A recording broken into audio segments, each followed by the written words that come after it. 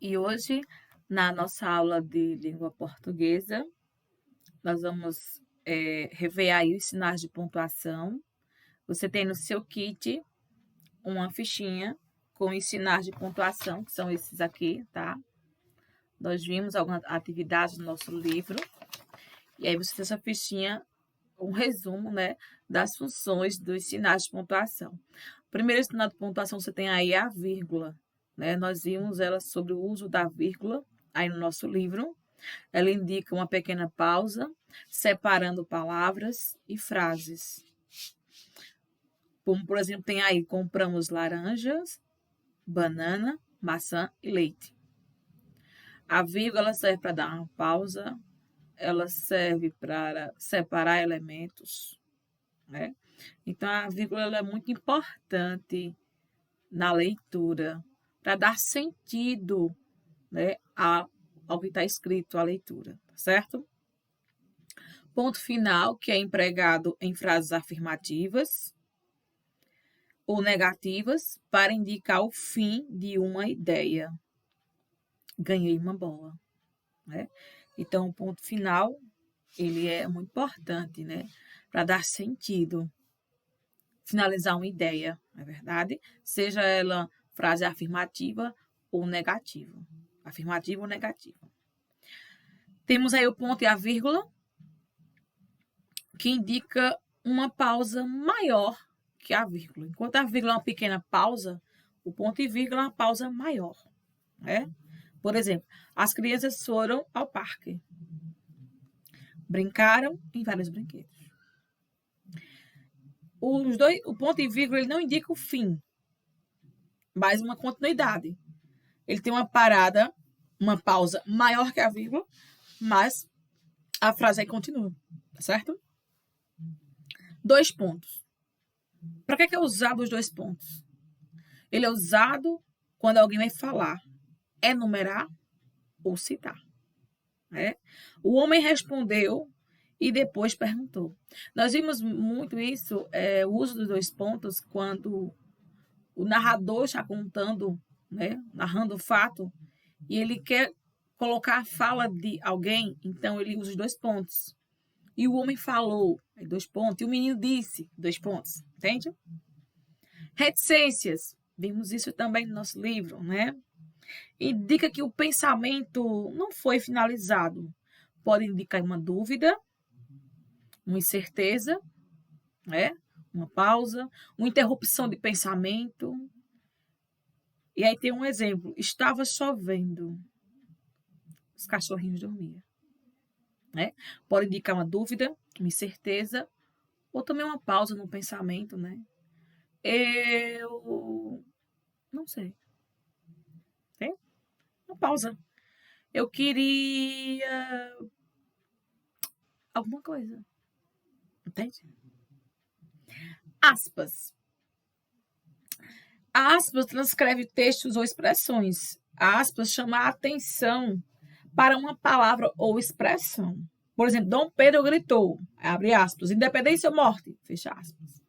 Então, as aspas, elas servem para colocar o texto da fala de um alguém, quando você quer citar a fala de um alguém, uma fala que não é sua, uma citação de alguém, entende? Travessão, vimos muito também isso no livro, indica a fala do personagem, né? Você me conhece?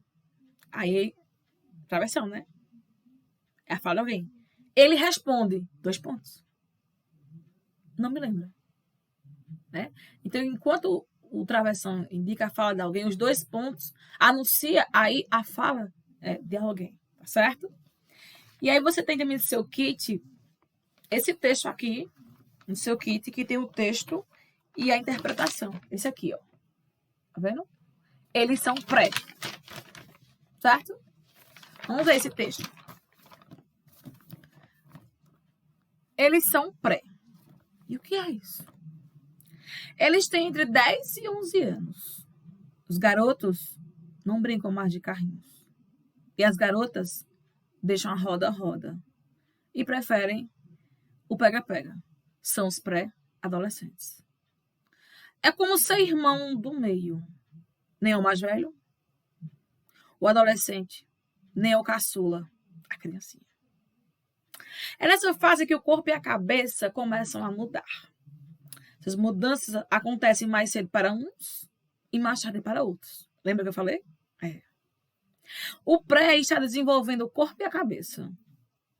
Às vezes eu confundo e faz segredo das mudanças.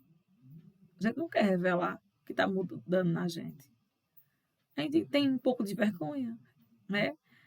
São nossos segredos. É novo. Até mesmo para vocês, né? Eles passam a observar mais o seu corpo, se acham desajeitados e são críticos também dos outros, né? Gostam de criticar também os outros, as mudanças nos outros. Começam a ter vergonha de um corpo que está ficando diferente.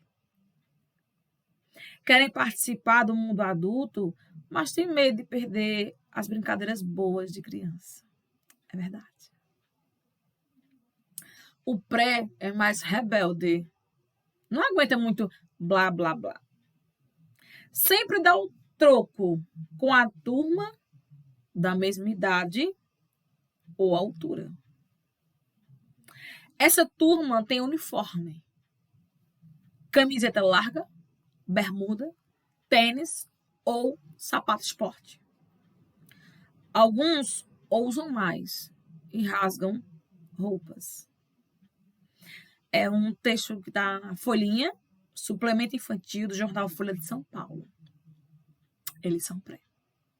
E é a fase que vocês estão iniciando, pré-adolescente. De 10 aos 18. Certo? E aqui tem uma atividade para você responder com base nesse texto. Esse texto é o quê? Literário?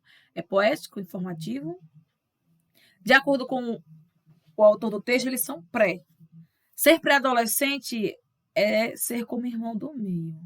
Você concorda com ele? Ou seja, você nem é um adulto, nem é mais uma criancinha.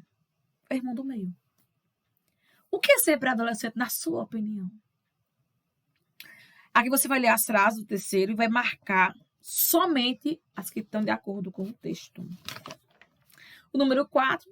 Durante essa fase de transição, os prés têm medo de perder o quê? De acordo com o texto, a pré-adolescência traz confusão e mudanças físicas e mentais. Você se sente meio confuso e diferente ou não nota nenhuma mudança no seu corpo ou na sua cabeça? Sexto, o que você entendeu por blá, blá, blá? Dê um exemplo. Sétimo, independente da idade, é comum termos heróis. Quais são os heróis dos pré-adolescentes atuais? Oitavo, você tem mais características de criança ou de adolescente? Explique sua resposta. Quarto, leia o parágrafo. Você acha, parágrafo 4, você acha essa atitude correta? Justifique. Certo? Vamos lá responder?